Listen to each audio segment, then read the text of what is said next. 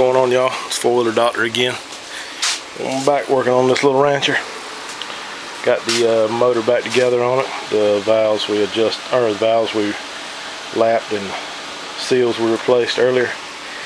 Now we're gonna see about getting this output shaft boot replaced, as well as a seal up in there. Both of them, the boot's got a hole in it and the seal is leaking. So I'm going to see if I can't tear that apart pretty quick and show y'all how to do it. Start off with, I jacked it up, got it on some jack stands, let the rear end droop down. I'm going to loosen this, take this bolt out for the lower shock mount, take these adjusters off, as well as this vent line, which isn't even hooked up, and this vent line here for the differential. And then I'll be loosening up the pivot points on the swing arm, pulling the rear end out. So I'm going to jump on that real quick, and I'll pick the camera back up once I get everything loosened up. Alright, so we got the shaft bolt out, the shock bolt out, and decided to go ahead and take the tires off, make it a little easier to see. You also need to put a jack under here if you do take the tires off, because this swing arm will fall all the way down almost to the floor. So what you have to do now is get this pivot out right here. This side was actually covered with a cap, the other side was not, so it might be a little tougher to get out because it gets water and dirt and all that up in there.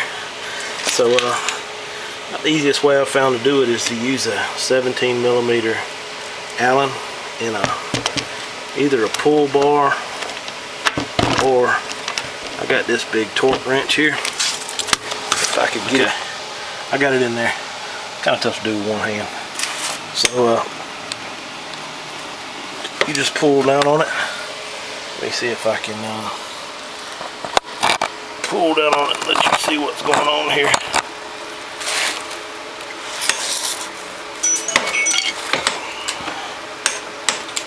Over here actually has a locking collar on it. Sometimes it's a little harder to get off than the other side. I found out this is the easiest way to at least get it off. Not mess with that locking collar, because you can really mess up the collar just trying to get the pivot bolt out. So just keep loosening this up, and it'll eventually pull out of the swing arm up in here, in that little gap there.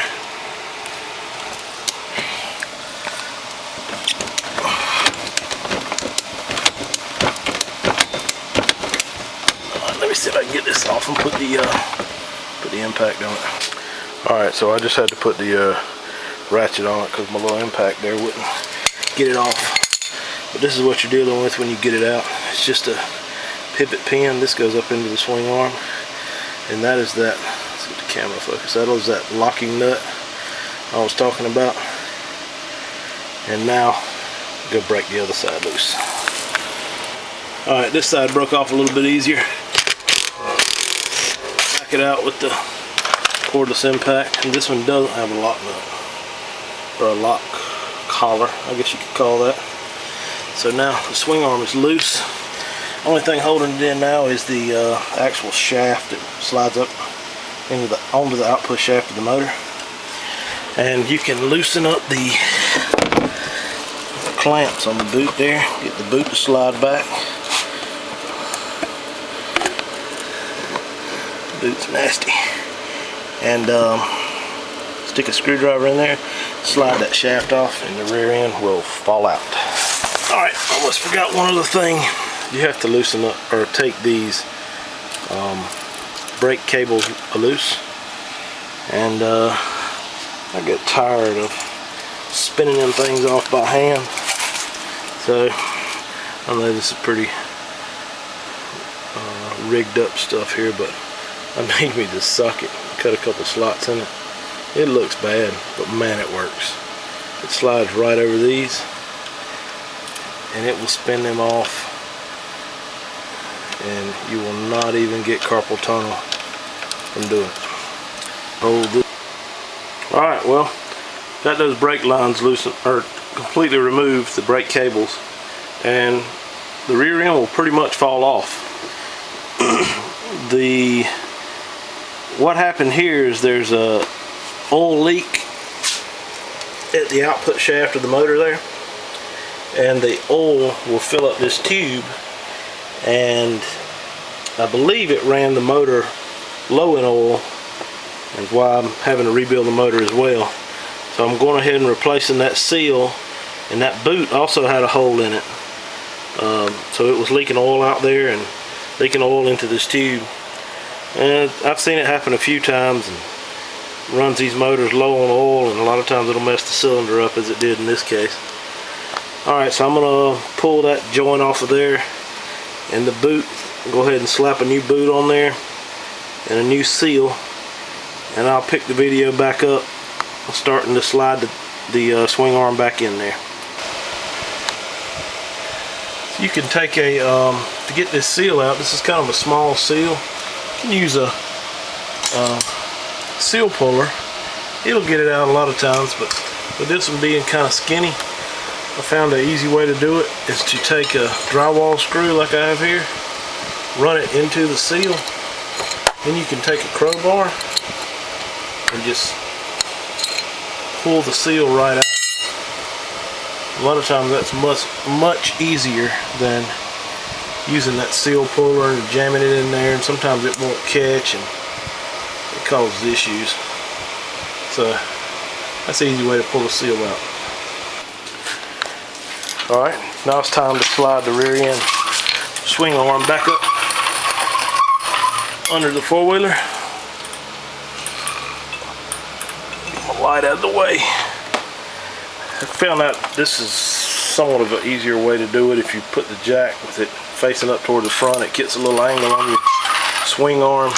It also keeps oil from running out of your diff if you didn't drain the oil out of it, which we didn't. So what I normally do is try to slide it forward. I'm gonna have to slide it on up on the jack a little bit more, but slide it forward until I can get that output shaft back on, and it will help hold it until you can get the pivot and bolts put back in. Alright, I got it positioned up in there a little better now. Walk around here and you can see where the joint comes in. Let me get the light.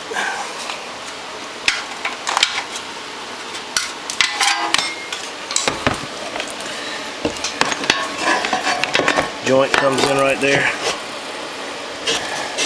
Slide that boot back till you could get the two to line up. Sometimes you have to spin the axle around a little bit to get the splines lined up. It's got to go in a little farther. I think my jack is hitting the jack stand. All right, let me get it to slide up on there. Okay, as you can see there, got the splines lined up on it, and you just slide the rear end forward and it will slide on up into place. And the next thing you need to do is line up where the pivot bolt goes. So we're a little bit low on the swing arm. I have to pick the swing arm up and stick that bolt in. Alright, I kind of halfway hand tighten that pivot bolt. Now it's lined up. It helps if you get the whole swing arm almost in the right location. It helps to halfway line up both sides before you try to stick the pivot bolt in.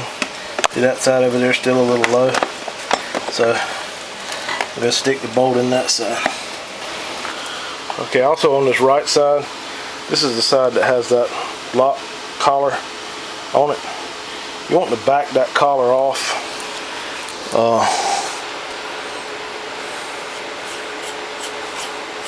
like this, because you have to torque down the Allen head, and it's not a whole lot of torque on this side. Torque it down, then you'll turn this lock collar to lock it at that torque setting. But I've got the bearing is pretty well lined up in there.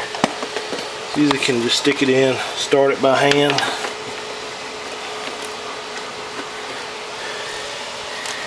Put the impact on it just to ease it in.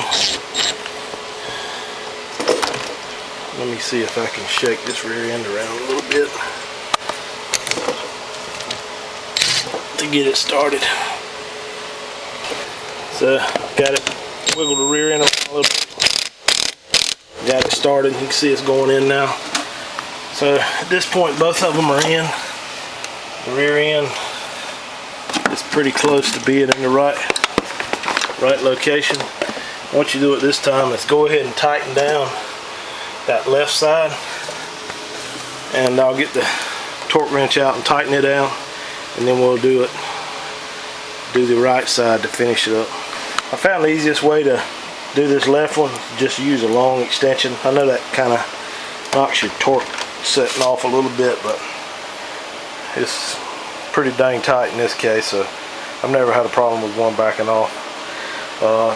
Torque setting is 83 foot-pounds. You just torque it down. It's not far from torque now. There you go. Alright. And then the other side, I know this is going to sound crazy, but it's only 35 inch-pounds.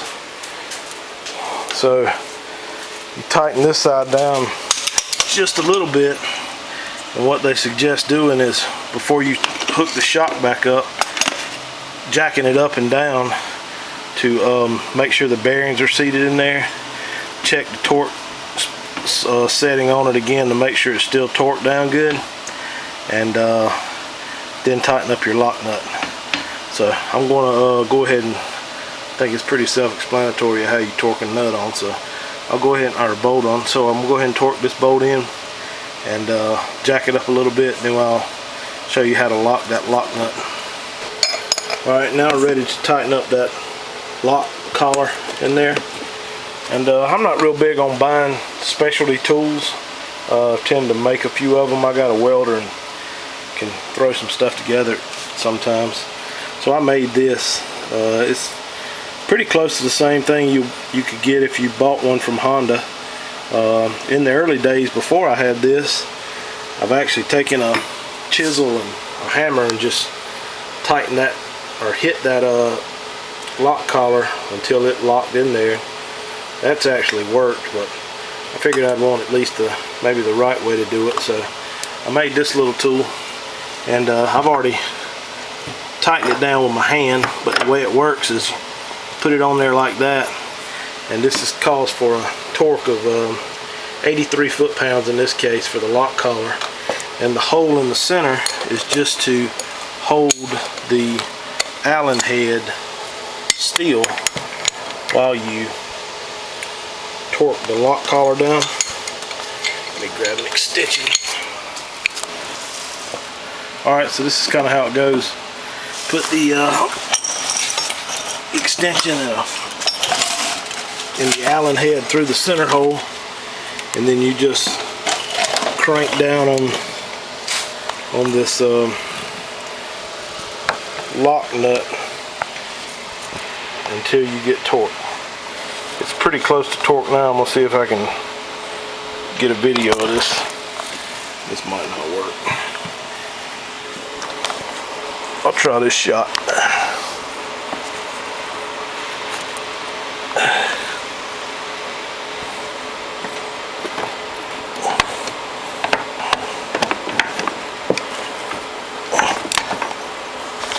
Oh, well, that didn't work. I about need to get me a video guy, hang around over here and take videos, because this trying to do it with one hand and work with the other appears to be quite a challenge. So one more time.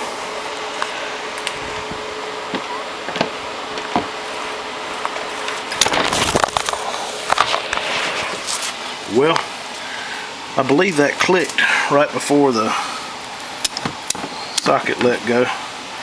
Let me try it one more time.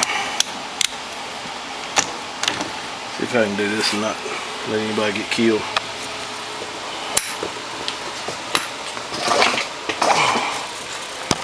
How about this? I'm not sure what that's going to look like, but we'll give it a shot.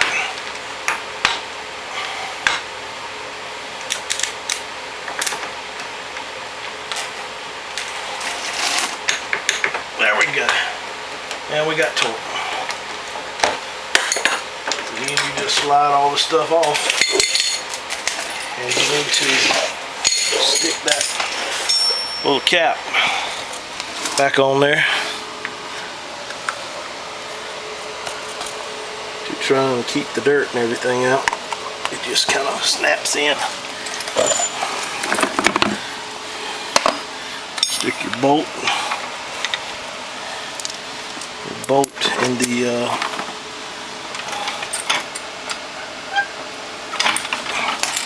shock there. I think I got lucky and just lowered that down just the right height. Look at that. So got that in there. Now you actually can let your jack down. Put the brake cables back on, vent lines, and that'll be it. I think that rest of that's pretty self-explanatory. The other thing I found in taking this thing apart is that this left axle bearing is bad. You can see it wobbles pretty bad. It's got a lot of oil. Looks like it's leaked out. That's not really good either, because there's not actually supposed to be any oil in this tube. There's a seal here.